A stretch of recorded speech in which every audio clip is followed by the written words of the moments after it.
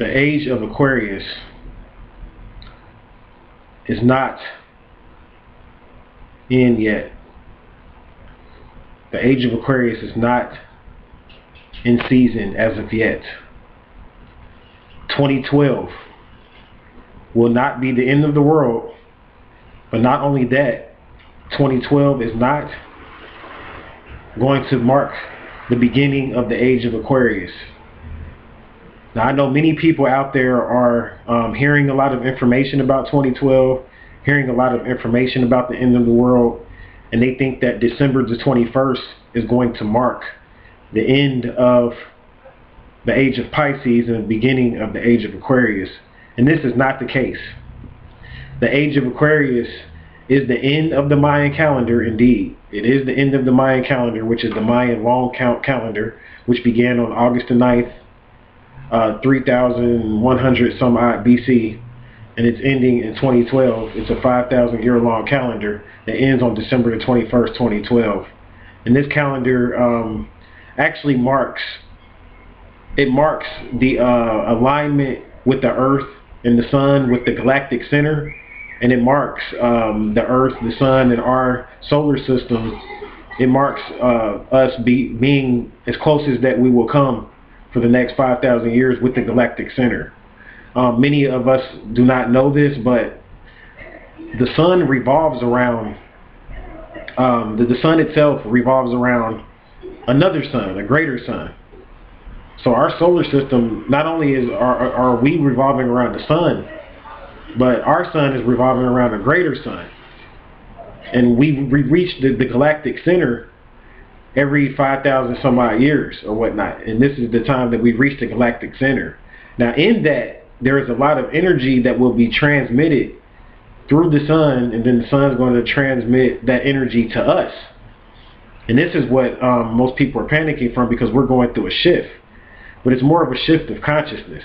It's more of a shift of consciousness. And I'll cover that in another video. But I just wanted to make that point. It is not the end of the world. We're going through a shift. It is not even the end of the age of Pisces. And this is what I want to cover now. Now, the age of Pisces deals with a concept of, I know some of you have heard about the age of Pisces and the age of Aquarius, and you might not understand exactly what's going on with this. But our Earth is actually tilted on its axis. It's tilted on its axis. I think it's 23 1/3 degrees. It's tilted 23 1/3 degrees on its axis. So when it revolves like this. It revolves like this. The top of my hand is the North Pole. And the North Pole is revolving around the constellations like this. So imagine that this circle is the constellations. See my hand going in this circle? This circle is the constellations. So when the Earth revolves through the constellations, it's tilted. You see how my hand is tilted? Now, if it was straight, it would revolve like this. It would spin around like this, basically. It would be upright. The Earth is not upright. It's tilted. And it's a reason why it tilted. I go into this more when I teach my astrological classes, but I'll just say this in this video. The Earth tilted because of a war that took place on this planet thousands of years ago between two groups of extraterrestrials. And this is why the Earth's axis tilted.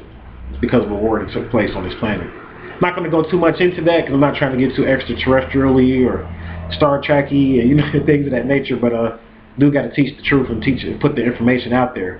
So the tilt is what causes our planet to go through various constellations. It's the tilt. If the Earth was upright on its axis, it would not go through any constellations. It would stay in the center. So it wouldn't revolve around in a circle like that, like a tilt. It wouldn't revolve like that. So the Earth going through various star constellations is based on the tilt. And there's 13 star constellations. As you know, I teach 13 signs astrology. There are 13 star constellations on the ecliptic of the zodiac. Now, the ecliptic of the zodiac is basically the part of the zodiac that our solar system, or the part of space, I'm sorry, it's the part or circle or part in space, like a circle carved down in space, that our solar system travels around. Our solar system only travels around a certain point in space. And this is called the ecliptic. So our sun, as it goes through and as it moves around the galactic center, it does this only on certain points in space. It doesn't just move all around space like that. And our Earth doesn't move all around space. It moves in a certain point. We're positioned in a certain point in this zodiac, in this part of space. So what's going on with that is the fact that we are in a certain point in space. And we go through various constellations based on the Earth's tilt. And we go through all of the constellations, all 13 of the constellations, every 26,000 years. So every 26,000 years, we go through all of the constellations based on the precession. Now the precession takes 2,160 years for it to go through each constellation. Now let me explain to you what the precession is. The precession is this. It's based on the equinox, and it only takes place in the northern hemisphere. So the spring equinox or whatnot only takes place in the northern hemisphere as far as the seasons changing. Along the equator, the seasons are pretty much always the same. A whole lot of people don't know this. They don't realize this. It's only in the northern hemisphere that we deal with the spring equinox and all these concepts of the winter equinox and as far as the season changing. Now the whole earth deals with the equinox, but as far as the weather changing, this is only based on the northern hemisphere because we have 4 seasons in the northern hemisphere. There are some parts of this planet that only have 2 seasons. We have 4 seasons in the northern hemisphere. We have four seasons on certain parts close to the South Pole as well, but I'm not going to go into that here. Like South Africa has close to 4 seasons. But anywhere that's along the equator only has 2 seasons. A rainy season and then a hot and dry season. So us in the northern hemisphere, this is why you guys need to travel. You have to see things. Or either study, travel. I mean, you don't have to go there physically, but if you can't go there physically, then study about these things and astro travel. And you'll find these things out. So we are when we go through as far as the spring equinox or whatever, it ties into the precession of the equinoxes based on this. The spring equinox is going back at least like a half a degree or like a small degree every so many years. It goes back like 1 degree every year. So what that means is that the date of the spring equinox is pushed back 1 day every so many years. So right now the spring equinox actually takes place in Pisces. We go through the spring equinox in Pisces, which proves that we're in the age of Pisces still. Now, when we get into the age of Aquarius, the spring equinox will take place somewhere around February. So it won't be like we just went through the spring equinox in March, which was like in March the 21st, somewhere around there, or March the 20th, I think it was. Well, when we truly get into the age of Aquarius, the spring equinox will take place in February. This is how you'll know we're in the age of Aquarius. See, all you have to do is just listen to Mother Nature. She'll tell you. She'll tell you all of these things, and just observe and analyze Mother Nature, and she'll tell you all these things. So we're not in the age of Aquarius yet. We're not. Scientifically, we are not. We're not even close to it. We're getting close, but we're not close to it. Now, when will we be in the age of Aquarius? The age of Aquarius is based on this. It's based on when most people mark the birth of Jesus at the beginning of the age of Aquarius. I mean, at the age of Pisces, I'm sorry. Most people mark the beginning of Jesus' birth at the age of Pisces. In the scriptures, many people mistake the end of the world in the book of Revelations. They mistake this as being the end of the world, and the world is not going to end. The world is not going to end. It's not the end of the world. The book of Revelations is talking about going into a new age. Jesus said in the Bible, and you can find this, I think it's in the book of Matthew, he said, I will be with you to the end of the age, and then he will come. When he said, well, he will come, he was talking about the water bearer. See, Jesus was represented by a fish, right? He said, I will make you fishers of men. There's a reason for that. He said, I will make you fishers of men because he taught his disciples how to fish, because the age of Pisces is represented by 2 fish. It's represented by 2 fish. Very, very key, very important, because the Christianity religion marks the beginning of the age of Pisces. Now, some people say the age of Pisces began in 1 AD. Some people say it began in 7 AD. Some people say it began in 700 AD. The reason why people say it began in 700 AD is because this is when the Islamic religion was created. Now, the Islamic religion is the child of Judaism and Christianity. It's the child of Judaism and Christianity. It completes the 3 monotheistic religions, which were all birthed approximately in the age of Pisces. And the age of Pisces is the age of religion. religions ruled in the age of Pisces. The religious leaders were the rulers and the patriarchs and the custodians of the age of Pisces.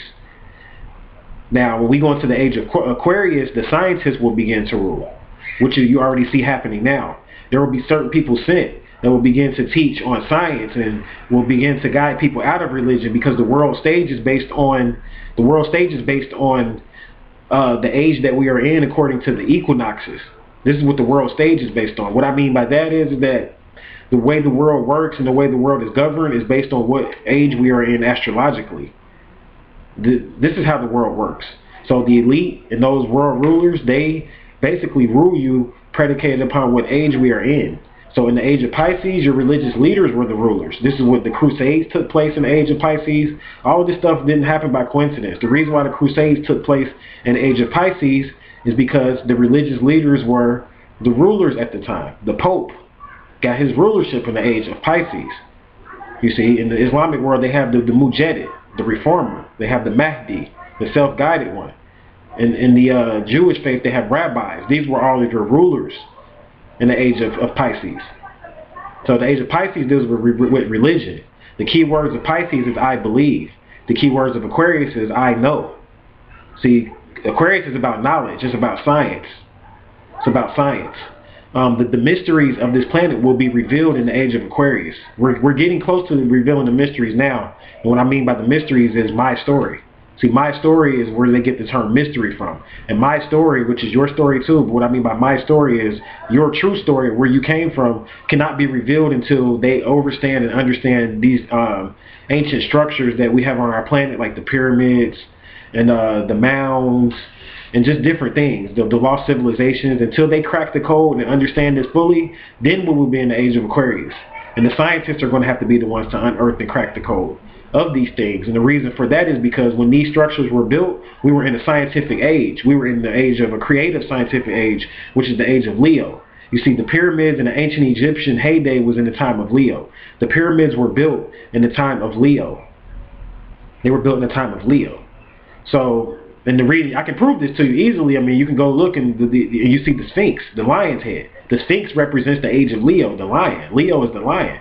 And this is why they built a big old Sphinx that aligns with the Sirius star constellation and aligns with Orion and things like that, is because they were honoring their ancestors who came from the Sirius star constellation to create them at the time, or our ancient ancestors were created by another group of ancients that came from the Sirius star constellation. So this is why they built their structures perfectly to align with various star constellations. You see, and the reason why I mentioned Leo is because Aquarius is the polar opposite of Leo. Aquarius is the polar opposite of Leo, which means that it's 180 degrees opposite of Leo. You know what this means as far as the age-wise? When we get in the age of Aquarius, we're going to crack the mysteries that started in Leo. They're going to end in Aquarius, the scientific age. Leo was the creative age, Aquarius is the scientific age. So this is when the scientists will get into rulership. And many people, like myself and others, were sent to guide you in the age of Pisces into the age of Aquarius. We are still in the age of Pisces, and no, I'm not teaching religion. So yeah, I'm kind of scorned, I'm mocked, I'm ridiculed because I'm not religious. But the reason why people like me and others come, and the scientists, you know, for people like Nikola Tesla and Albert Einstein, and these people had to come to get you prepared for the age of Aquarius. See, you know, periodically the ancients send people back through a reincarnation process to prepare humanity for the new age. See, we're going into the new age here. And the new age is going to be based upon advanced technology. Now, don't get it twisted. The technology that we have now is not advanced technology. So you think we're in the age of Aquarius because we have this so-called advanced technology, because you're looking at me through a computer. But there was a time when, see, this technology is really junk technology that was given to the scientists or whatever, and I went in this in other videos, but I'm not going to go into it here. But it's junk technology compared to what we can do with our human body. See, in the age of Aquarius, we're going to learn how to use our human body as the highest form of technology. We're going to learn how to teleport ourselves to our families in Africa from America through the teleportation of the human body. We're going to learn how to communicate with each other through telepathy. We're going to learn how to analyze things by just looking at them versus putting them up under machines. You see, like right now, we have to put things up under machines and up under microscopes to be able to see certain organisms, when the ancients knew about these organisms. And we're going to be able to analyze these organisms without these machines. These machines are based on radiation, and they're decaying and destroying the atmosphere. So look out for the Age of Aquarius. It's not the end of the world. It's just going to be a shift. The Age of Aquarius is coming, and this is what this is all about, to prepare people for the Age of Aquarius. It's not anything bad. Many people call it the New World Order. It's not the New World Order as far as always going to be a world order. It's always been a world order ever since the beginning of time. It's not the New World Order in the sense of, I mean, it's going to be a lot of control on the planet and things like that, but there's always been a world structure or world power. But the New World Order of Aquarius is going to be about science. We will reach the final frontier, just like it says in Star Trek. We will travel space in the Age of Aquarius. Humans will do this. Humans will do this. And there's a lot more to it. But it's not the end of the world. Don't panic, guys. It's just the Age of Aquarius coming in. As far as 2012, it's just us aligning with the Galactic Center, and it's a shift taking place. So I hope you understand this video. Hope you learned something. Until we meet again, I'm going to wish you peace, love, and prosperity.